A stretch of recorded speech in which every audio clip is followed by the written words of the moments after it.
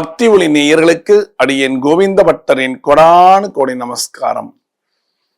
என்ன சொல்றாங்கன்னா, ஜாதகத்தை பார்த்தேன், பித்ருதோஷம் இருக்கு, கல்யாண காரியம் லேட் ஆகும், உங்களுக்கு தடைகள் நிறைய வரும், பித்ருக்கள் தோஷம் அதிகமாக இருக்கிறது சொல்றாங்க. சொல்லிட்டு இதுக்கெல்லாம் பரிகாரம் பண்ணணும்ன்றாங்க. நம்ம ஓடுறோம், எங்க இங்க போறதா அங்க போறதா, காசு ஜாஸ்தி கேட்கிறாங்களே, என்னால செய்ய முடியாது. பணம் இருக்காது, யார்ட்டெல்லாம் பணம் இருக்கும்?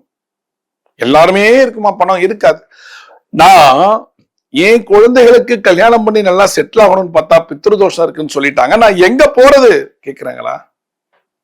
உங்கேயும் போக வேண்டாங்க. சின்ன செலவுல ஒரு அருமையான பரிகாரம் சொல்லி தரேன், செய்யுங்க.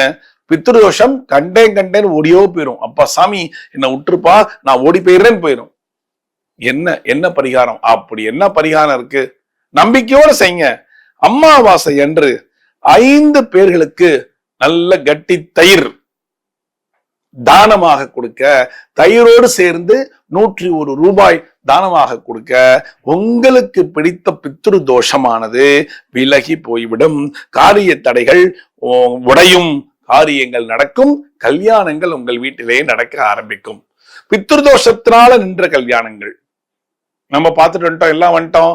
ஆனா அந்த பொண்ணு வீட்டுல இருந்து பதில் சொல்லல. பொண்ணு என்ன சொல்றாங்க? பையன் வீட்டிலிருந்து பதில் சொல்லவில்லை, எங்களுக்கு கல்யாணம் நடக்கல, கல்யாண தடை, ஜாதகத்தை எடுத்துட்டு ஓடணும். நல்லா பாக்குறாரு, பயங்கர கும்பல். ஒன்னா பித்ருதோஷம்னு சொல்லிட்டாங்க, மனசுல ரொம்ப அப்படியே வலிக்குது பயங்கரமா. பித்ருதோஷம்னா நான் எங்க போவேன்? ரைட்டு, நான் பண்ணலதான், எங்க அப்பா அம்மாக்கு நான் எதுவுமே பண்ணலதான், கரெக்டு. தை அமாவாசையும் பண்ண மாட்டேன், மகாலய அமாவாசையும் பண்ண மாட்டேன், ஆடி அமாவாசை பண்றதில்ல, எதுவுமே நான் பண்றதில்ல. ஆனா பெரியவங்க கூப்பிட்டு சொன்னாங்க, நான் போயிட்டேன். ஆனா இப்போ எனக்கு இன்னொன்னு வரும்போது, என் பொண்ணுக்கு கல்யாணம் ஆகல, தட்டி போதுன்னு ஒண்ணு ஜாதகக்காரர்கிட்ட போனா சொல்லுகிறார், பித்ருதோஷத்துல நீங்க மாட்டிக்கிட்டீங்க, பித்ருதோஷத்துல இருந்து வெளியே வரணும்னா என்னென்ன பரிகாரத்தெல்லாம் பண்ணாதான் வர முடியும், இல்லைன்னா கல்யாணமே ஆவாது. வயிற்றுல புளிய கரைக்க ஆரம்பிக்குது. என் ஒய்ஃபா கத்துன்னு கத்துறா. நான் அப்பயே சொன்னேனே, எல்லாம் சொன்னாங்களே, நீ ஏன் செய்யாம விட்டீங்க? கத்துறா. எனக்கு என்ன பண்றேன்னு தெரியல. ஒருத்தருக்கு கேட்கிறார், என்ன உங்களுக்கு இருக்கா? உங்க வீட்லயே அதெல்லாம் நடக்குது, மண்டையை பிச்சுக்கிட்டு போலான் இருக்கு. இப்ப இந்த பித்ருதோஷத்தை பண்ணணும்னு நினைச்சா லட்சம் செலவாது. நான் எங்க போறது? நான் பொண்ணுக்கு கல்யாணத்துக்கு நான் சேர்த்து வச்சிருக்க பணம் இருக்கே, அதை எடுக்கிறதா, இல்ல இங்க போறதா, இல்ல அங்க போறதா, என்ன பண்ணலாம்? எவ்வளவு பேருக்கு இந்த குழப்பம் இருக்கு இல்லையா? இந்த குழப்பத்திலேருந்து நீங்க மீண்டு வரணும். எப்படி மீண்டு வரணும்? செலவுகள் அவ்வளவு பண்ண வேணாம், சிம்பிள் செலவு. இந்த இதுல இருந்து அமாவாசை ஆரம்பிங்க. 7 அமாவாசை எடுத்துக்கங்க கையில. இல்ல நீங்க ஆரம்பிக்கிறதுல இருந்து 12 அமாவாசை, 12 இதுல இருந்து ஒரு சர்க்கிள் அடுத்த வருஷம் வரைக்கும் எடுத்து, ஒவ்வொரு அமாவாசைக்கும் நீங்க மறக்காம 5 பேருக்கு நல்ல ஒரு தயிர் பாக்கெட்டும் 101 ரூபாய் தட்சணையும். யார் அந்த 5 பேர்? நீங்களே தேர்ந்தெடுத்துக்கோங்க. உங்க வீட்டுக்கிட்ட ரோட்ல இருக்காங்கல்ல, இல்ல அப்படியே போனா ரோட்ல எல்லாம் இருப்பாங்கல்ல, நிறைய யாரு தோணுதோ இவங்கதான் அப்படிங்கறதெல்லாம் கிடையாது. 5 பேர் இருக்கணும். நீங்கள் யாரை உங்க மனசுல நினைச்சிருக்கீங்களோ அவங்களுக்கு 5 மாறி மாறி கொடுக்கணும்.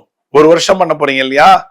இந்த அமாவாசையில ஆரம்பிச்சிட்டீங்கன்னா அடுத்த அமாவாசை ஒரு ரவுண்ட் வர வரைக்கும், ரைட்டுங்களா?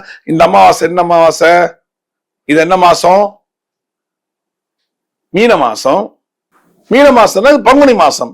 இந்த பங்குனி மாசம் வர அமாவாசையில நான் ஸ்டார்ட் பண்ணிட்டேன் அப்படின்னா, ஒவ்வொரு மாதமும் அமாவாசைக்கு அப்படியே தமிழ் மாசம் சொல்றேன், அப்படியே செஞ்சு ஒரு சர்க்கிள் மறக்காம செய்யுங்க. நான் ஊருக்கு போயிடுவேன், நானே இப்ப வந்திருக்கேன், இருக்கேன், ஃபாரின் போயிடுவேன் அப்படின்னா அந்த ஊர்ல என்ன அமாவாசையோ கோயில்களுக்கு செய்யுங்க. இந்த ஊர்ல இருக்கிறவங்க நிறைய 5 பேருக்கு தயிர் ஒவ்வொரு அமாவாசைக்கும் ஒவ்வொரு வாங்கி கொடுத்தவங்களுக்கே வாங்கி கொடுக்காதீங்க, மாறி மாறி மாறி வாங்கி கொடுங்க. 101 ரூபாய் தட்சணை கண்டிப்பா கொடுக்கணும். முடிஞ்சா வெத்தலை பாக்கு பழம் வச்சு 101 ரூபா வச்சு இந்த தயிர் பாக்கெட்டை இந்தாங்க அப்படின்னு நீங்க கொடுத்தீங்கன்னா உங்க பித்ரு பித்ரு தோஷம் என்கிறதும் பித்ரு சாபம் என்கிறதும் உங்களை விட்டு விலகி உங்கள் வீட்டிலே இருக்கிறவர்களுக்கு சீக்கிரமாக விவாகம் நடக்கும். இது என்ன பண்ணும்? நான் எப்பொழுதுமே சொல்றதுதான், நம்பிக்கையா செய்யுங்க, நிச்சயமா நடக்குங்க. நம்பிக்கை இல்ல, கோவிந்தப்பட்ட சொல்லிட்டாரு செய்யறேன், அதை நம்பிக்கை விட்டு செய்யுங்க. அதாவது நமக்கு எப்படி தெரியுமா, தார்குச்சி போட்டு பண்ணாதான் ஒரு வேலை நடக்கும். ரைட்டுங்களா? வீட்டுல பையன் உட்கார்ந்து இருப்பான், ஏய் படிடா படிடான்னு 10 தடவை சொன்னா 11ஆவது தடவை உட்காந்து படிப்பான். அது மாதிரி ஒருத்தர் சொன்னாதான் நான் செய்வேன்னா அப்படியே எடுத்துக்கோங்க. ஆனா செய்யுங்க, நம்பிக்கை வச்சு செய்யுங்க. சொல்லிட்டாரு நான் செய்யறேன் அவ்வளவுதான், அப்படி செய்யக்கூடாது. மனசார செய்யணும், நம்பிக்கையோட செய்யணும். செலவாதே அப்படிங்கிற ஒரு எண்ணத்தை விட்டுட்டு செய்யணும். சரிங்களா? சிம்பிள் பித்ருதோஷம். இது விலகி போய் உங்கள் வீட்டிலே இருக்கிற பையனுக்கோ உங்கள் வீட்டிலே இருக்கிற பெண்களுக்கோ கல்யாண தடை நீங்கி நிச்சயமாக கல்யாணம் நடக்கும். செய்யறீங்களா? செய்யுங்க, ஹாப்பியா இருங்க, கல்யாணத்தை பண்ணுங்க. ரைட்டுங்களா?